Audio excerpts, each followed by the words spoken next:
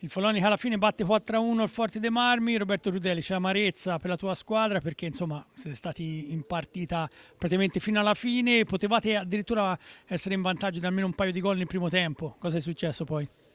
No, no, io è quello che ho discusso con i ragazzi con grande tranquillità dentro lo spogliatoio, però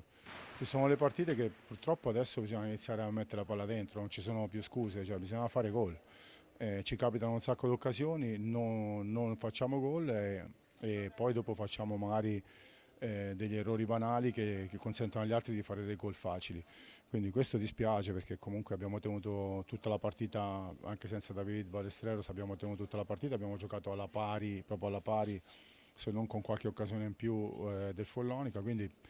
mi dispiace solamente che poi dopo le partite a 4-5 minuti alla fine con degli errori sciocchi cambiano e quando cambiano le partite che arrivi che comunque hai dovuto giocare alla pari con un uomo importante in meno e tutto il resto, arrivi stanco e nel momento in cui succedono queste cose dopo diventa difficile recuperarle. Abbiamo provato a mettere dentro una palla con un 5 contro 4, fatto malissimo, dovuto anche alla stanchezza e lì contava più poco ormai. Insomma. Questo campionato però insomma sarà di sofferenza per tante squadre, perché alla fine insomma l'equilibrio regna sia a centro classifica che in fondo. Cosa si aspetta Crudeli per il nuovo anno? Vincere, vincere, abbiamo fatto delle ottime gare, qualcuno ne abbiamo vinta poche, ma qualcuno abbiamo vinto, abbiamo fatto delle buone prestazioni, abbiamo fatto tutte buone partite, credo che a parte il secondo tempo di Trissino in casa e la partita al secondo tempo specialmente di Bassano, poi il resto abbiamo fatto veramente tutte delle ottime partite. I ragazzi si stanno dannando l'anima per fare tutto quello che ci diciamo, ora però è il momento di concretizzare un po' di più perché adesso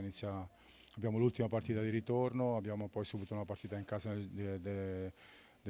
girone d'andata, poi abbiamo la prima di ritorno in casa, quindi abbiamo due partite in casa,